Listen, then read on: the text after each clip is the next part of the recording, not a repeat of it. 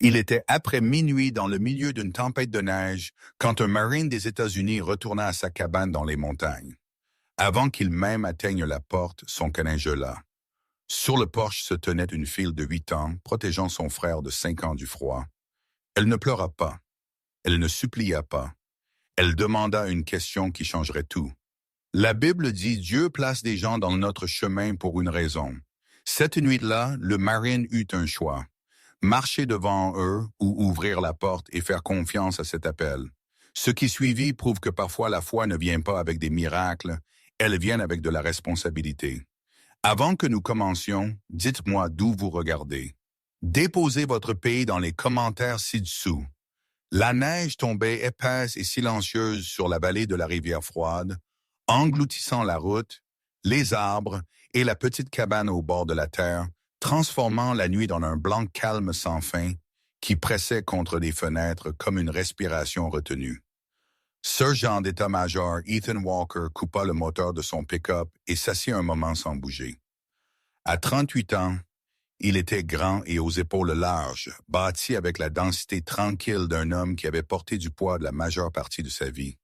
Ses cheveux étaient coupés courts dans une habitude qu'il ne rompit jamais après les Marines, foncés avec des fils de gris aux tempes, son visage anguleux et buriné par les intempéries, une barbe taillée bordant une mâchoire qui rarement s'adoucissait. Une mince cicatrice traçait son sourcil gauche à peine visible, à moins que la lumière ne la prenne bien. Un souvenir d'une explosion en bord de route outre-mer qui avait pris 2 hommes dont il ne parla jamais. Il vivait seul maintenant, par choix et par conséquence, dans une cabane à un étage niché profondément dans la vallée du Montana, où le service cellulaire était faible et les voisins étaient assez loin que le silence semblait permanent. À côté de lui, sur le siège passager, était assis Ranger. Le berger allemand avait juste plus de 4 ans, grand et puissamment bâti avec une épaisse fourrure noire et ambre qui s'assombrissait le long de sa colonne vertébrale et s'éclaircissait à la poitrine et aux pattes. Ses oreilles se tenaient dressées même au repos. Yeux alertes, intelligents, traquant le monde au-delà du pare-brise. Ranger avait été entraîné une fois. Modèle de recherche, travail d'odeur, agression contrôlée. Mais ce qui resta le plus fort fut la loyauté. Il n'aboyait pas à moins que quelque chose n'ait de l'importance. Il ne bougeait pas à moins qu'Ethan ne bougeât d'abord. Ethan tendit la main vers la poignée de porte quand Ranger se raidit. Pas agressif, pas alarmé, juste concentré. Ethan fit une pause, doigt toujours sur le métal, et suivit le regard du chien vers la lumière du porche, coupant un cône faible à travers la neige. Quelqu'un se tenait là, un enfant. Elle ne pouvait pas avoir plus de 8 ans. Elle se tenait au bord du porche, son corps légèrement incliné vers l'avant, comme si elle se préparait contre le vent. Son manteau était trop grand, les manches engloutissant ses mains. Le tissu raide d'humidité de la neige qui tombait.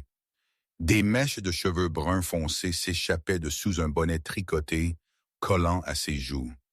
Son visage était pâle, lèvres gercées, taches de rousseur faible sous le froid. Mais ses yeux étaient perçants, trop perçants pour quelqu'un de son âge. Yeux vieux, pensa Ethan. Yeux qui regardaient d'abord et faisaient confiance plus tard. Derrière elle, à moitié cachée par son manteau, était une forme plus petite, un garçon. Il avait 5 ans, peut-être plus jeune, serrant le dos de sa veste à 2 mains. Son visage pressé dans le tissu comme si c'était la seule chose chaude restante dans le monde. Ses cheveux étaient plus clairs que les siens, boucles humides dépassant de sous une capuche, ses joues rougies par le froid. Son corps tremblait. Pas dramatique, pas bruyant, juste le frisson régulier, épuisé d'un enfant qui avait eu froid trop longtemps.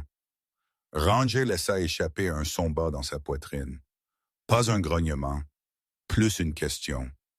Ethan ouvrit la porte du camion. Le froid le frappa immédiatement, aigu et mordant, coupant à travers sa veste alors que ses bottes s'enfonçaient dans la neige fraîche. Il fit 2 pas en avant et s'arrêta, gardant ses mains visibles, sa posture neutre, la manière qu'il avait apprise il y a longtemps en approchant quelque chose de fragile ou dangereux. La fille ne bougea pas. Elle le regarda, puis Ranger, puis de nouveau lui, mesurant distance, menace, évasion. « Monsieur, dit-elle. » Sa voix était calme, stable, aucun tremblement. Ethan attendit. « Pouvons-nous rester une nuit? » demanda-t-elle. « Juste quelque part au sec. Pas de pleurs, pas de supplications. Juste une question pratiquée et précise comme si elle l'avait déjà posée et avait appris quels mots ne faisaient pas claquer les portes. » Ranger fit un pas légèrement en avant, se plaçant un demi-pas devant Ethan, corps incliné vers les enfants. Sa queue était immobile, ses yeux ne quittèrent jamais le garçon. Ethan remarqua la manière dont la fille se déplaça. Puis un petit pas sur le côté, juste assez pour bloquer la vue de Ranger sur son frère. Protectrice, instinctive, le genre de mouvement que vous n'apprenez pas des dessins animés. « Quel âge avez-vous? » Ethan demanda. « 8, dit-elle. Et lui? » 5. Le garçon toussa doucement dans son manteau. Ethan expira par le nez. La chose intelligente, la chose sûre, serait d'offrir des couvertures. Les pointer vers l'abri. Appelez cela une nuit. Il vivait seul pour une raison. Il n'invitait pas le chaos dans sa maison. Il avait appris ce qui arrivait quand vous laissiez les gens rester. Mais Ranger s'assit. Posture parfaite, tête haute, attendant. Ethan avait vu ce regard avant dans les miroirs, dans les reflets sur du verre foncé. Le regard de quelqu'un se préparant à l'impact parce que le monde leur avait appris que cela venait toujours. « Venez à l'intérieur, » dit Ethan. La fille ne bougea pas. Il ajouta, « Vous allez geler ici dehors. » Elle hésita, puis hocha la tête une fois, rapide, aigu, comme acceptant des ordres. À l'intérieur, la cabane sentait le nettoyant pour pain et la fumée de bois. C'était modeste, meubles fonctionnels, surface propre, rien de décoratif au-delà d'un drapeau américain plié dans une boîte d'ombre sur le mur. La fille entra prudemment, yeux balayant les sorties, les coins, les fenêtres. Le garçon suivit, clignant des yeux à la lumière, doigts toujours verrouillés dans son manteau. Ranger secoua la neige de sa fourrure et se déplaça vers son tapis près du mur, s'asseyant de nouveau sans qu'on lui dise. Le garçon fixa. Il est assis comme un soldat. Le garçon chuchota, voix rauque. Pour la première fois, la bouche de la fille tressaillit juste légèrement. Ethan se tourna vers la cuisine, tira une casserole du placard, la posa sur la cuisinière. Il se déplaça efficacement, mémoire musculaire le guidant. Eau, chaleur, ragoût en conserve, pain réchauffé au four. Il ne posa pas de questions encore. La faim vint d'abord. Quand il posa les bols, le garçon tendit la main vers la cuillère trop vite, main tremblante.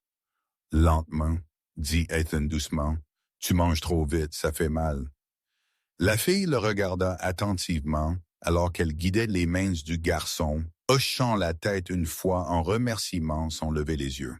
Ils mangèrent en silence. Ethan s'appuya contre le comptoir, bras croisés, regardant sans regarder.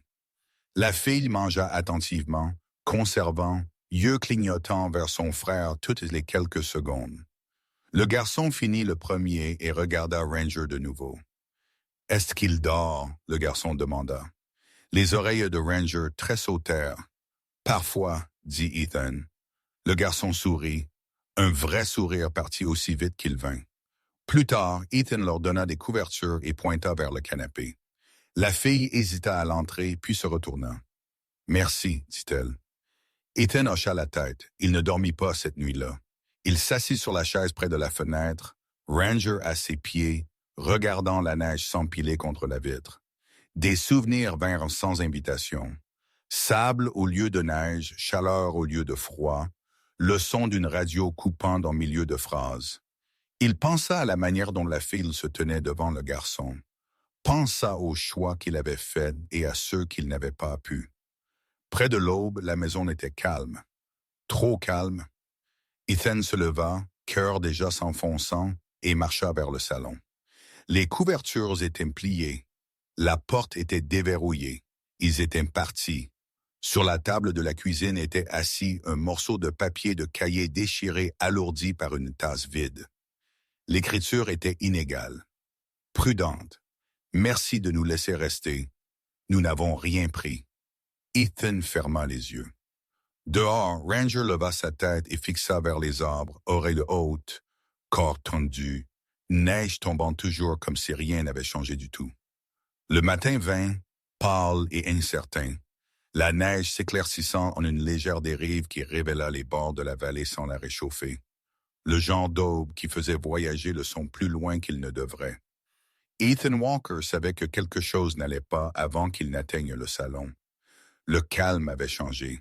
Ce n'était pas le silence reposant du sommeil, mais le genre creux qui suit le départ. Il s'arrêta au seuil et scanna l'espace de la manière qu'il avait appris à scanner les pièces il y a longtemps. Coin, plancher, porte, la forme de l'absence elle-même.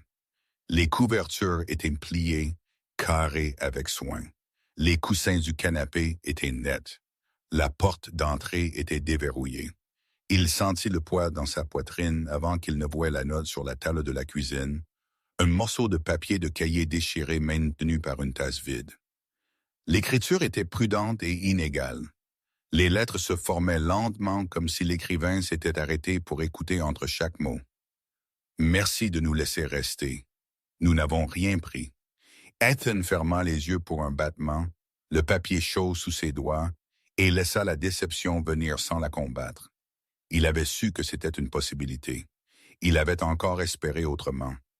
À ses pieds, Ranger se leva de son tapis, oreilles dressées, corps déjà incliné vers la porte, queue raide avec un but. L'épaisse fourrure noire et ambre du berger allemand attrapa la lumière grise alors qu'il bougeait, les muscles se déplaçant sous une fourrure lustrée par l'usage. Il avait 4 ans, peut-être un peu plus, fort sans être volumineux, discipliné de la manière dont les chiens apprennent des hommes disciplinés. Il ne gémit pas, il n'aboya pas. Il regarda Ethan, puis vers les arbres, demandant sans son. « D'accord », dit Ethan doucement, voix stable même alors que son estomac se serrait. « Voyons où ils sont allés. » Dehors, le froid mordait plus fort que la nuit précédente. La neige tombait toujours, plus fine maintenant, et la vallée sentait propre et aiguë comme le fer et le pain. Ethan s'agenouilla près du porche et étudia le sol. 2 ensembles de petites empreintes menaient loin de la porte, une plus légère, inégale, l'autre plus courte et plus proche l'une de l'autre. Ils se dirigèrent vers l'est, vers la ligne d'arbres qui bordait la propriété. Il toucha la neige à côté des traces, sentit la douceur où les cristaux ne s'étaient pas encore encroutés. Assez frais, Ranger baissa sa tête, narines dilatées, souffle stable alors qu'il captait l'odeur. Ethan suivit, bottes croquant doucement, les empreintes menant hors du sentier tassé et dans des congères plus profondes où la neige engloutissait les chevilles et ralentissait la progression. Les enfants avaient essayé de rester cachés, marchant là où les branches tombaient, contournant le terrain découvert. Intelligents, trop intelligents pour leurs âges. Le sentier s'inclina vers la route qui coupait à travers la vallée. Au bord de celle-ci, les traces se dispersèrent, le vent et les pneus qui passaient effaçant ce qui restait. Ethan se tint là un moment, mâchoire serrée, balayant la distance. Il aurait pu faire demi-tour. Il ne le fit pas. Il conduisit à la place, rangé sur le siège passager, yeux traquant chaque mouvement au-delà du pare-brise. Le premier arrêt fut la station-service d'Itemis Hells plus bas. Un bâtiment bas en béton avec des fenêtres embuées et une seule pompe clignotant vert. À l'intérieur, la commise, une femme fin quarantaine avec des épaules étroites et un visage fatigué, leva les yeux alors que la cloche carillonna. Elle avait de courts cheveux blonds tirés en arrière et une peau amincie par de longues équipes et une chaleur sèche. Elle portait la gentillesse soigneusement comme quelque chose qui pourrait être dépensé trop vite. « Bonjour », dit-elle prudente mais polie. « Bonjour », répondit Ethan. « Vous voyez 2 enfants passer? Fille environ 8, garçon plus jeune à pied. » Elle fronça les sourcils, pensant yeux dérivant vers la fenêtre. Ils étaient ici avant l'aube. Phil demanda de l'eau. Le garçon semblait malade. Elle hésita puis ajouta « J'ai offert d'appeler quelqu'un. » Elle dit « Non. » Par quel chemin sont-ils allés? Vers les bois, vieille route forestière. Ethan la remercia et laissa quelques billets sur le comptoir. Dehors, Ranger tirait déjà vers la ligne d'arbres, l'odeur claire maintenant, le corps du chien tendu avec concentration. La route forestière était étroite et à moitié enfouie, serpentant à travers des pins drapés de neige où la lumière s'amincissait et le froid s'intensifiait. Les empreintes réapparurent là, plus petites et plus proches, les pas du garçon inégaux, traînant aux orteils. Le pas d'Ethan s'accéléra. Il les trouva moins d'un mile plus loin, nichés contre un tronc tombé où la neige s'empilait haut d'un côté et laissait une poche d'ombre de l'autre. La fille, Emma, était agenouillée, main tremblante, alors qu'elle essayait de persuader le garçon de boire d'une bouteille cabossée. Son manteau était ouvert maintenant, enroulé autour de lui, son bonnet disparu, cheveux plaqués à ses joues. Le garçon, Caleb, était assis affalé contre le bois, yeux vitreux, respiration superficielle, peau rougie et humide. Il ne leva pas les yeux quand Ranger fit un pas en avant et s'assit, oreilles hautes, bloquant le vent. Ethan s'accroupit à distance, voix calme. « Eh, c'est moi. » La tête d'Emma se releva d'un battement de cœur. Elle semblait prête à courir, à se battre, à faire n'importe quoi sauf rester. Puis elle vit Ranger et ses épaules s'affaissèrent. « Il est chaud, dit-elle, mots s'échappant maintenant, le contrôle finalement se brisant. « Je ne peux pas le faire boire. » Ethan pressa 2 doigts sur le cou de Caleb, puis sur son poignet. Rapide, trop rapide. Il souleva la jambe de pantalon du garçon et vit le pied enflé, rouge de colère, une ampoule déchirée ouverte et sointante, la peau autour bouffie et chaude. Infection, le genre qui s'insinuait tranquillement et prenait pied quand un corps était déjà fatigué. « Nous retournons, dit Ethan. Emma secoua sa tête, larmes coulant enfin. « Nous ne pouvons pas. Nous aurons des ennuis. Vous êtes déjà en difficulté, dit-il doucement, et je ne vous laisse pas ici. » Il souleva Caleb avec soin, le garçon gémissant une fois avant de s'affaisser contre sa poitrine. Emma attrapa les chaussures de son frère, puis hésita, regardant autour comme si les arbres eux-mêmes pouvaient l'accuser. Ranger se tint debout, se positionnant aux côtés d'Ethan, une présence stable qui n'admettait aucun argument. Ils retournèrent rapidement au camion. Le trajet vers la clinique de soins urgents fut plus long qu'il n'aurait dû l'être. La route glissante et lente, les mains d'Ethan serrées sur le volant, alors qu'il appelait à l'avance, voix coupée, précise, la manière qu'il avait été entraîné à être quand les secondes comptaient. La clinique était petite et lumineuse, sentant l'antiseptique et le café. Une infirmière les rencontra à la porte, une femme début trentaine avec des cheveux foncés tirés en chignon pratique et des yeux bruns calmes. Elle bougea avec une efficacité née de la répétition, sa voix stable alors qu'elle prenait Caleb des bras d'Ethan et les fit entrer à l'intérieur. Le médecin de garde, un homme mince aux traits aigus et aux lunettes à monture métallique, examina le pied et hocha la tête une fois. « Bonne chose que vous l'ayez amené, dit-il. Un autre jour et nous aurions une conversation différente. » Emma se tint contre le mur, bras serrés autour d'elle, regardant chaque mouvement, tressaillant quand Caleb cria dans son sommeil. Ethan resta où elle pouvait le voir, assez près pour être rassurant, assez loin pour ne pas encombrer.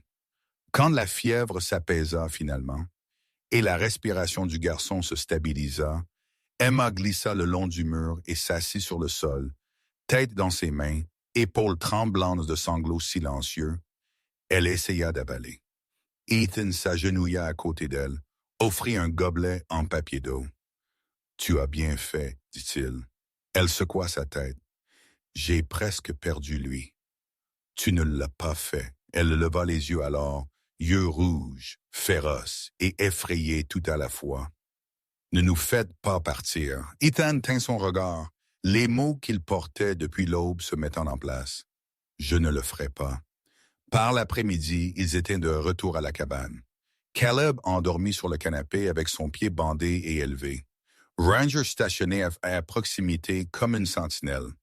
La neige commença à tomber de nouveau, plus épaisse maintenant, effaçant la route et adoucissant le monde. Ethan posa une casserole sur la cuisinière et regarda la vapeur monter.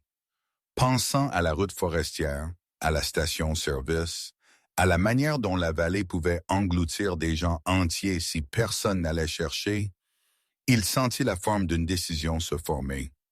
Lourd inévitable. Dehors, Ranger leva sa tête, oreilles dressées, yeux fixés sur la ligne d'arbres, alors que la lumière s'estompait. Quelque part au-delà de la neige, la vallée retint son souffle, et Ethan savait que le calme ne durerait pas. La neige continuait de tomber sur la vallée de la rivière froide, pas en tempête cette fois, mais d'une manière régulière, patiente, comme si la terre elle-même testait combien de poids elle pouvait supporter avant de se briser. Caleb dormit la majeure partie du premier jour de retour à la cabane. Ethan le posa sur le canapé, son petit corps rapetissé par la lourde couverture de laine tirée jusqu'à son menton, le pied bandé soigneusement calé sur une pile de serviettes pliées. Le visage du garçon était pâle, mais plus rougi, sa respiration lente et régulière, la chaleur dangereuse enfin partie de sa peau. Chaque heure, Ethan vérifiait sa température, changeait le pansement, notait de petites améliorations de la manière dont il notait autrefois les coordonnées et les horaires, méthodique, silencieux, contrôlé. Ranger resta prêt, allongé sur le sol à côté du canapé, sa tête reposant sur ses pattes, yeux tachetés d'ambre s'ouvrant chaque fois que Caleb bougeait. Le chien avait 4 ans, mais se portait plus vieux, discipliné par l'entraînement et façonné par les humeurs d'Ethan. Sa fourrure était épaisse le long des épaules et du cou, un bouclier naturel contre le froid, et une légère cicatrice courait le long de son flanc droit, où du fil barbelé l'avait autrefois attrapé lors d'un exercice de recherche. Il n'aimait pas les portes fermées, il n'aimait pas les voix élevées, et il ne laissait pas les enfants sans surveillance. Emma planait près de la cuisine, gardant distance sans jamais vraiment s'éloigner. Elle bougea soigneusement, tranquillement, comme quelqu'un qui avait appris que l'attention pouvait être dangereuse. Elle lava les tasses qu'ils avaient utilisées à la clinique, les aligna par taille sans qu'on le lui demande, essuya le comptoir 2 fois, même quand il était déjà propre. Elle était petite pour 8 ans, mince aux poignets, son manteau pendant toujours trop lâche sur ses épaules. Quand elle jeta un coup d'œil vers Caleb, ses yeux s'adoucirent, puis durcirent de nouveau tout aussi rapidement, la garde reprenant sa place. Elle dormit cette première nuit dans le fauteuil près du canapé, genoux relevés, une main reposant là où elle pouvait sentir son frère respirer. Ethan remarqua tout cela. Il ne commenta pas. Le lendemain matin, quand la lumière entra faible et grise par les fenêtres, Caleb se réveilla affamé. Vraie faim, pas le test prudent de nourriture qu'il avait montré avant. Ethan chauffa du gruau sur la cuisinière et y écrasa une banane, remuant lentement pendant que la vapeur imbuait la vitre. Quand il posa le bol, Caleb tendit la main vers lui, puis s'arrêta, regardant Ranger. « Peut-il manger d'abord ?» le garçon demanda, voix, mais pleine d'espoir. Les oreilles de Ranger tressautèrent. Ethan cacha un sourire. « Il mange après. » Caleb hocha la tête solennellement, satisfait, et prit sa première cuillerée. Une partie de la tension se vida de la pièce avec cet acte simple. Ethan s'accroupit près de la porte après, tirant sur ses bottes. « Tu veux aider ?» demanda-t-il. Les yeux de Caleb s'écarquillèrent. « Avec quoi ?» Le petit déjeuner de Ranger. Ils bougèrent lentement dehors sur le porche, le froid mordant, mais gérable à la lumière du jour. Tan mesura les croquettes, montra à Caleb comment tenir la cuillère stable, comment attendre. Ranger s'assit parfaitement immobile, queue plate, yeux fixés sur le bol. Quand Ethan hocha la tête, Caleb versa la nourriture dans le plat. Ranger attendit une seconde de plus, puis fit un pas en avant, mangeant avec une précision contrôlée. « J'ai fait ça », dit Caleb, l'émerveillement colorant sa voix. « Tu l'as fait », Ethan fut d'accord. De l'entrée, Emma regarda, bras croisés serrés contre sa poitrine. Elle ne sourit pas, mais la ligne de ses épaules s'adoucit. Alors que les jours passaient, un rythme fragile prit forme. Ethan dégagea la neige de l'allée et du chemin vers l'abri. Ses mouvements efficaces, le travail ancrant. Caleb traîna derrière lui quand son pied le permit, s'appuyant sur un bâton qu'Ethan avait poncé lisse, prétendant que c'était un bâton. Ranger supervisa tout, faisant de grands cercles, s'arrêtant pour sentir le vent. Emma resta plus souvent à l'intérieur, cuisinant des repas simples avec ce qu'Ethan avait en stock. Soupe, riz, toujours demandant permission avant de toucher quoi que ce soit. Elle dormit légèrement, se réveillant aux petits sons, yeux dardant vers les fenêtres avant qu'elle ne se souvienne où elle était. Ce fut le 3e soir, alors que le soleil saignait orange et violet à travers la vallée, qu'Ethan parla enfin du passé. Ils étaient assis à la table, Caleb sur le canapé, à moitié endormi, Emma en face d'Ethan, doigts traçant le grain du bois. « Vous n'avez pas à rester si vous ne voulez pas, » dit Emma soudainement, yeux fixés sur la table. « Nous ne ferons pas d'ennui. » Ethan s'adossa à sa chaise, l'étudiant. « Je sais, » elle déglutit. Les gens disent toujours cela avant qu'ils ne nous envoient loin. Les mots atterrirent plus lourdement qu'elle ne l'avait voulu. Ethan sentit quelque chose bouger dans sa poitrine, une pression qu'il reconnaissait, mais avait appris à éviter. « J'ai eu une famille une fois, » dit-il. Emma leva les yeux, surprise. Une femme, une fille, il fit une pause, choisissant les mots soigneusement. J'étais outre-mer exercice d'entraînement états-unien quand cela arriva. Accident d'autoroute, glace, un camion qui ne s'arrêta pas à temps. Il ne décrivit pas l'appel, le vol de retour, la manière dont la maison s'était sentie fausse sans eux. Il n'avait pas besoin d'eux. Le silence fit assez de travail par lui-même. Le visage d'Emma s'adoucit, les bordures s'estompant. « Je suis désolé. » Ethan hocha la tête une fois. « Moi aussi. » Ils s'assirent avec cette vérité entre eux, non partagée, mais reconnue. Dehors, Ranger aboya une fois à rien qu'Ethan pouvait voir, puis se réinstalla. Cette nuit-là, Emma cuisina sans qu'on le lui demande. Elle brûla la première portion de riz et s'excusa si vite que cela devint presque un chant. Ethan lui dit que c'était bien et le pensait. Quand ils mangèrent, Caleb parla de tout. La neige, le chien, la manière dont le plafond craquait. Emma écouta, le laissant remplir l'espace. Ses yeux ne quittant jamais tout à fait Ethan, mais le danger ne s'annonça pas. Il s'attarda au bord. Dans la manière dont Emma tressaillit quand une voiture passa sur la route, dans la manière dont Ranger se hérissa aux sons inconnus. Ethan le sentit aussi, une tension sous le calme. Il vérifia son téléphone plus souvent, garda la lumière du porche allumée plus longtemps. Tard cette nuit-là, alors que le vent se levait et que la neige claquait contre les fenêtres, Ethan se tint à l'évier, fixant le reflet sombre. Il se vit plus vieux là, plus lourd de responsabilités qu'il n'avait pas prévues. Il pensa à la route forestière, aux yeux inquiets de la comice de la station-service, à la manière dont Emma avait bloqué Ranger sans penser. Ceci n'était plus un abri. Cela devenait quelque chose d'autre. Ranger leva sa tête, oreille en avant, attention fixée sur la ligne d'arbre au-delà de la vitre. Ethan suivit le regard du chien. Rien ne bougea, pas de lumière, pas de son. Pourtant, le sentiment resta, enroulé et attendant. Derrière lui, Emma se tint dans le couloir, regardant son reflet au lieu de la fenêtre. « Sommes-nous en sécurité ?» demanda-t-elle doucement. Ethan se tourna, rencontra ses yeux et répondit avec la seule vérité qu'il avait. Pour l'instant.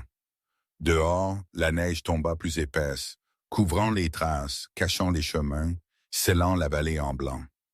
À l'intérieur de la cabane, 3 vies pressées ensemble sous un toit jamais censé les tenir. Alors que quelque part au-delà des arbres, quelque chose d'invisible prit note.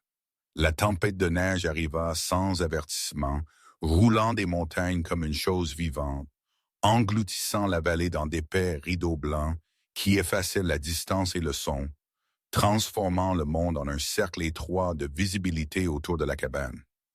Ethan Walker remarqua le camion avant qu'il ne l'entende. Ranger fut le premier à réagir. Le berger allemand se leva de sa place près du foyer, oreilles se dressant droit, corps se raidissant d'une tension qui n'avait pas été là quelques instants avant. Son son d'avertissement bas n'était pas un grognement, mais il portait du poids. Mesuré, délibéré, entraîné. Ethan suivit le regard du chien à travers la fenêtre avant juste au moment où des phares coupaient à travers la neige, balayant les arbres et illuminant brièvement le porche. Un SUV sombre roula jusqu'à l'arrêt au bord de l'allée. Emma se figea où elle se tenait près du comptoir de la cuisine, une assiette à moitié séchée dans ses mains. La couleur se vida de son visage si vite que cela effraya Ethan plus que le véhicule lui-même. Ses doigts se resserrèrent autour de la porcelaine jusqu'à ce que ses jointures blanchissent. « C'est lui », chuchota-t-elle. Tan ne demanda pas qui. Il fit un pas calmement vers le couloir, se plaçant entre Emma et la porte d'entrée sans le rendre évident. Il baissa sa voix. « Caleb, en haut maintenant. » Caleb, boitant encore légèrement mais plus fort chaque jour, hésita seulement une seconde avant d'obéir. Emma attrapa sa main et le tira vers les escaliers, ses mouvements aigus et urgents. Ranger resta planté près de la jambe d'Ethan, yeux fixés sur la porte. Le coup vint un moment plus tard, ferme, confiant, pratiqué. Ethan ouvrit la porte à moitié, laissant l'air froid et la neige tourbillonner à l'intérieur. L'homme se tenant sur le porche était grand et mince. Milieu quarantaine peut-être avec un visage étroit et des pommettes aiguës qui lui donnaient un regard sévère permanent. Ses cheveux foncés étaient peignés en arrière soigneusement, malgré le vent, et une courte barbe bien entretenue encadrait une bouche qui souriait trop facilement. Il portait un lourd manteau sur des vêtements simples, le genre destiné à paraître officiel sans attirer l'attention, et un badge pendait attaché à sa ceinture, attrapant la lumière du porche juste assez pour être remarqué. Soir, l'homme dit doucement « Noms Mark Delaney, application de la loi du comté. » Sa voix était calme, amicale même, mais ses yeux bougeaient constamment, balayant au-delà de l'épaule d'Ethan, faisant l'inventaire. « Que puis-je faire pour vous? » demanda Ethan. Delaney fit clignoter le badge brièvement, pas assez longtemps pour étudier. « Je cherche 2 mineurs, une fille et un garçon. Ils se sont enfuis de leur tuteur légal plus tôt cette semaine. Nous avons eu des rapports qu'ils ont été vus dans cette zone. » Ethan sentit Ranger bouger à côté de lui, muscles se resserrant. Il posa une main nonchalamment sur la tête du chien, un geste d'ancrage pour les deux. « N'avez vu personne? » Ethan dit d'un ton égal. Delaney hocha la tête comme s'il s'était attendu à cette réponse. « Ça vous dérange si je jette un œil à l'intérieur juste pour être sûr que tout le monde est en sécurité? »« Non, » répondit Ethan. « Cela me dérange. » Pour la première fois, le sourire de Delaney vacilla juste d'une fraction. « Assez. Vous comprenez, dit Delaney, voix toujours agréable, que l'hébergement de fugitifs peut causer des complications. » Ethan tint son regard. « Je comprends que vous n'avez pas de mandat. » Le vent hurlait à travers le porche, faisant claquer le luminaire au-dessus. Pour un moment, aucun homme ne bougea. Puis un son vint de l'intérieur de la maison, un plancher grinçant à l'étage. Les yeux de Delaney se tournèrent brusquement vers lui. Emma apparut en haut des escaliers avant qu'Ethan ne puisse l'arrêter. Elle se tint là, petite et rigide, un bras tendu protectrice en face de Caleb, qui regardait de derrière son épaule. « C'est lui, » dit Emma, sa voix se brisant mais assez forte pour porter. « Il ment. » L'expression de Delaney changea instantanément. L'amabilité se vida, remplacée par quelque chose de plus froid, plus aigu. « Emma, » dit-il doucement, comme s'adressant à un animal effrayé. Venez ici, vous n'avez pas besoin d'avoir peur. Emma secoua sa tête violemment. Vous travaillez pour lui, pour mon oncle. Le mot resta suspendu dans l'air comme un défi. Delaney soupira, frottant ses tempes comme si accablé par l'inconvénient de la vérité. Votre oncle est malade d'inquiétude, dit-il. Il vous veut à la maison où vous appartenez. Il a tué nos parents, cria Emma. Pour la terre. Il brûla la grange et les tira quand ils s'enfuirent. Caleb commença à pleurer, silencieux et tremblant, enfouissant son visage dans le dos d'Emma. Ethan sentit quelque chose devenir froid et dur à l'intérieur de sa poitrine. Delaney se redressa, yeux clignant vers Ethan. Les enfants disent des choses quand ils sont confus. Il se cachait dans la cave, Emma continua, larmes coulant maintenant. Nous avons tout entendu. Le silence engloutit le porche. Ethan fit un lent pas en avant. Vous devez partir. Delaney regarda Ranger, puis de nouveau Ethan, calculant. Vous ne voulez pas vous mêler de cela, dit-il. Il y a de l'argent impliqué. Bon argent.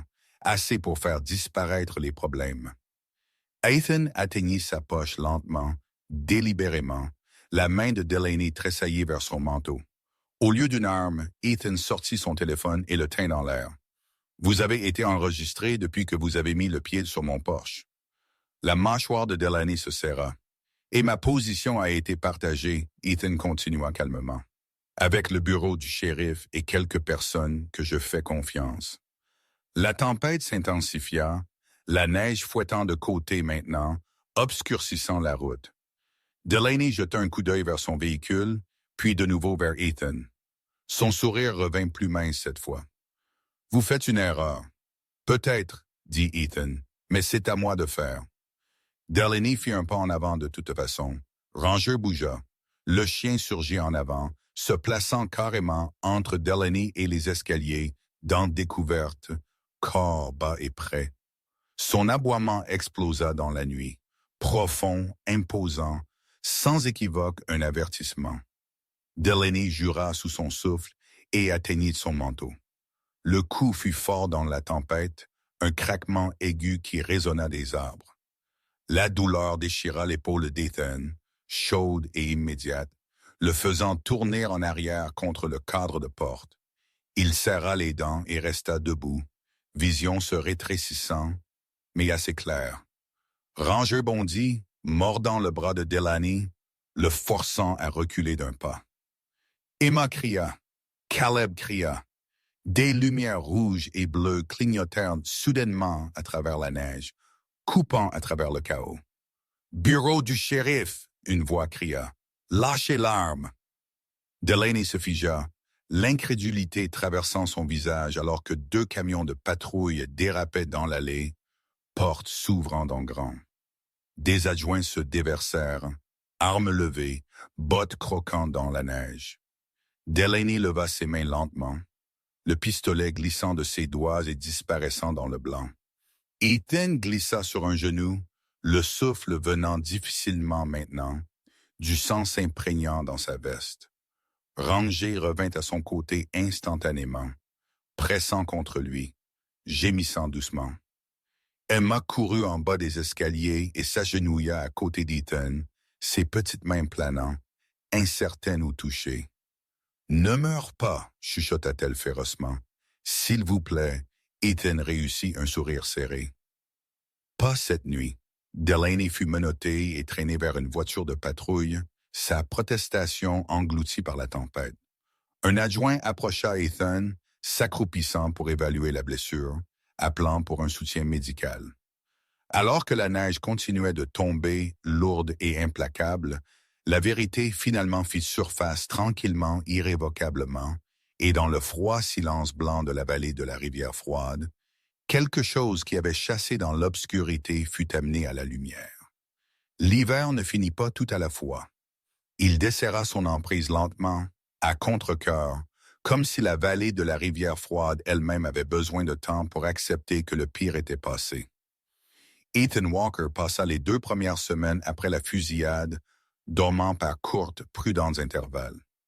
La balle avait déchiré le muscle près de son épaule, manquant l'os de quelques centimètres, laissant derrière elle une douleur profonde qui s'enflammait chaque fois qu'il bougeait trop vite ou soulevait trop.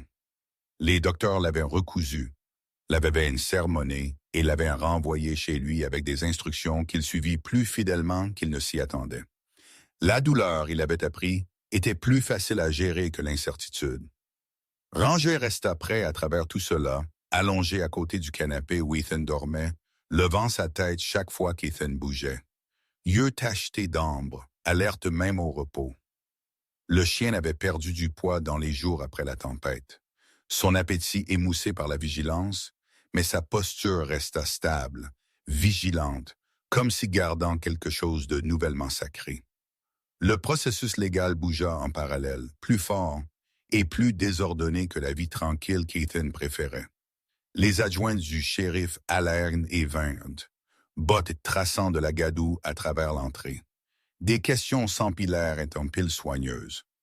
L'homme qui s'était appelé Mark Delaney n'était plus un nom prononcé avec incertitude.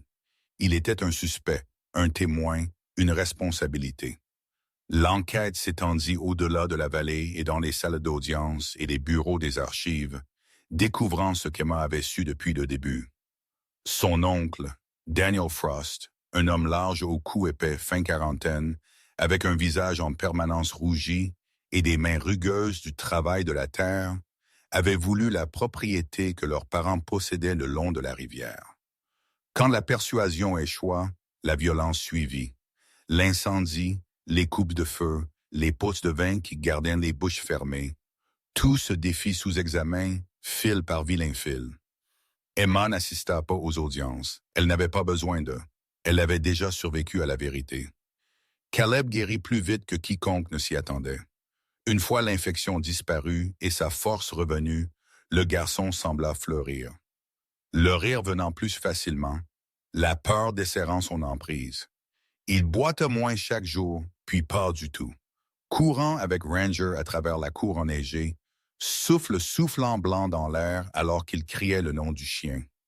Ranger l'indulgea avec patience, ne le renversant jamais, ne s'éloignant jamais trop. Les mouvements du berger précis et doux malgré sa taille. Pour Caleb, Ranger devint quelque chose de plus qu'un chien. Il était la preuve que de grandes choses pouvaient être gentilles, que la protection ne venait pas toujours avec de la douleur. Emma changea plus tranquillement. Le premier signe fut le sommeil. Elle cessa de se réveiller à chaque son, cessa de se recroqueviller vers l'intérieur dos au mur, cessa de compter les sorties avant de s'asseoir. Une Nunwood Ethan passa le couloir et la vit étendue sur le lit qu'ils avaient préparé pour elle. Un bras jeté sur l'oreiller, cheveux éventail sur la couverture, respirant profondément et sans garde. La vue le frappa plus fort que le coup de feu ne l'avait jamais fait. Il resta là plus longtemps qu'il ne l'avait voulu, le poids dans sa poitrine, inconnu et lourd.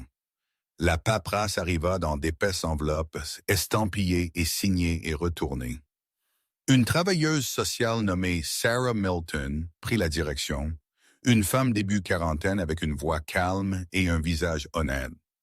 Elle était grande et mince, ses cheveux foncés portés en tresses pratiques dans son dos, sa peau légèrement ridée aux coins de ses yeux de années d'écoute plus que de paroles. Elle s'habillait simplement, bottes sensées et manteau de laine, et elle traita Emma et Caleb avec un respect qui les surprit tous deux, posant des questions et attendant des réponses sans se presser. Sarah ne promit pas de miracle. Elle promit processus, protection, temps. Ethan s'assit en face d'elle à la table de la cuisine, Ranger à ses pieds, et écouta alors qu'elle expliquait la tutelle à long terme, le placement familial, la garde. Les mots se sentirent lourds dans sa bouche quand il les répéta. Il n'avait jamais planifié pour cela. Il avait à peine planifié pour demain. « Vous n'avez pas à décider tout aujourd'hui, » dit Sarah, rencontrant son regard. « Mais vous avez déjà fait la partie la plus dure. »« Qu'est-ce que c'est » demanda Ethan. « Se montrer, » répondit-elle. « La décision vint en morceaux, une signature ici, un appel téléphonique là, formulaire d'inscription scolaire. Rendez-vous chez le médecin. Une deuxième chambre dégagée et repeinte. Les murs non plus nus mais pas bondés non plus. Un équilibre prudent entre abri et espace. Ethan apprit les rythmes d'un foyer qui n'était plus le sien seul. Il apprit que les céréales disparaissent plus vite que prévu, que le silence peut être agréable au lieu de solitaire, que le rire a une manière de réorganiser les priorités sans demander permission. La vallée regarda tout cela avec un intérêt tranquille. Des voisins qui avaient autrefois gardé leur distance s'arrêtèrent avec des casseroles et du bois pour le poêle. Jacob Miller, le vieux rancher qui vivait 5 miles plus bas sur la route, apparut un après-midi avec un sac de pommes et un signe de tête qui passait pour approbation. Il était fin soixantaine, buriné et voûté, sa barbe un enchevêtrement gris sauvage qui le faisait paraître plus vieux qu'il ne l'était. Il parlait peu, mais quand il regardait Emma et Caleb, il y avait quelque chose comme de la reconnaissance dans ses yeux. « Bons enfants », dit-il, et signifiait plus que les mots ne le suggéraient. Le temps fit ce que le temps fait toujours. Il lissa les bords les plus aigus. La neige fondit. Le ruisseau gonfla puis se calma. Les jours s'allongèrent et avec eux le sentiment de permanence grandit plus fort. Des années passèrent, marquées par de petits jalons plutôt que de grands. Emma grandit plus grande, ses cheveux s'assombrissant, sa voix perdant son côté enfantin. Elle apprit à cuisiner des repas qui remplissaient la maison de chaleur, à conduire le vieux camion sur le chemin de terre avec une confiance stable, à tenir bon sans se préparer à l'impact. Elle garda un journal qu'elle ne montra jamais à personne, le remplissant d'une écriture soignée et de croquis de la vallée, de Ranger dormant au soleil, d'Ethan se tenant à la clôture regardant l'horizon. Caleb grandit en hauteur apparemment du jour au lendemain, son rire plus fort, ses questions sans fin. Il suivit Ethan partout, absorbant des leçons sans le réaliser. Comment fendre du bois? Comment lire la météo? Comment rester calme quand les choses tournaient mal? Un soir, sans penser, il appela Ethan « Papa ». Le mot atterrit doucement et resta. Personne ne le corrigea. Ranger vieillit avec dignité. Son museau grisonna. Son pas ralentit, mais sa présence resta constante, une ombre tranquille au bord de chaque pièce. Il n'avait plus besoin de se garder contre les menaces. Il gardait des moments à la place. Un soir d'hiver clair des années plus tard, Emma se tint sur le porche et regarda la neige tomber de nouveau. Plus légère maintenant, presque douce. La maison brillait derrière elle, chaude et stable. Le rire de Caleb flottait de l'intérieur, et la voix d'Ethan suivit, calme et sûre. Elle pensa à la nuit où elle s'était tenue au même endroit, plus petite et plus froide, ne demandant rien de plus qu'un abri. Elle comprit maintenant ce qu'elle ne pouvait pas alors. À l'intérieur, Ethan regarda autour la vie qui avait grandi sans sa permission et entièrement à cause de son choix. Il pensa aux portes et aux seuils, à la manière dont une décision peut onduler vers l'extérieur, changeant la forme de tout ce qu'elle touche. Il savait que si quelqu'un demandait, Emma dirait qu'il les avait sauvés. Mais alors que l'hiver s'installait, plus doux qu'avant, Ethan savait que la vérité était plus simple et plus lourde. Il l'avait sauvé. Parfois, les miracles n'arrivent pas avec le tonnerre ou le feu du ciel. Parfois, ils viennent tranquillement par une porte ouverte, un repas chaud, ou le courage de dire « venez à l'intérieur ». Quand la peur dit « restez loin ». Si vous croyez en Dieu, peut-être est-ce ainsi qu'il travaille le plus souvent. Pas en changeant le monde tout à la fois, mais en plaçant des gens dans les chemins des uns des autres au moment exact où ils en ont le plus besoin. Dans nos vies quotidiennes, nous ne serons peut-être jamais invités à sauver quelqu'un de manière dramatique. Mais nous sommes donnés de petites chances chaque jour de montrer de la gentillesse, de protéger les vulnérables, de choisir la compassion quand il serait plus facile de détourner le regard. Ces petits choix importent plus que nous ne le réalisons. Si cette histoire a touché votre cœur, prenez un moment pour la partager avec quelqu'un qui pourrait avoir besoin d'espoir aujourd'hui. Laissez un commentaire et dites-nous d'où vous regardez et ce que cette histoire signifiait pour vous. Et si vous croyez en des histoires qui nous rappellent la foi, l'humanité et les deuxièmes chances, considérez-vous abonné à la chaîne. Que Dieu vous bénisse, vous et votre famille. Qu'il protège ceux qui luttent, guide ceux qui se sentent perdus et récompense chaque acte de gentillesse, vu ou non vu. Et puissions-nous tous nous souvenir, parfois le miracle n'est pas ce qui nous arrive, mais qui nous choisissons d'être quand quelqu'un frappe à notre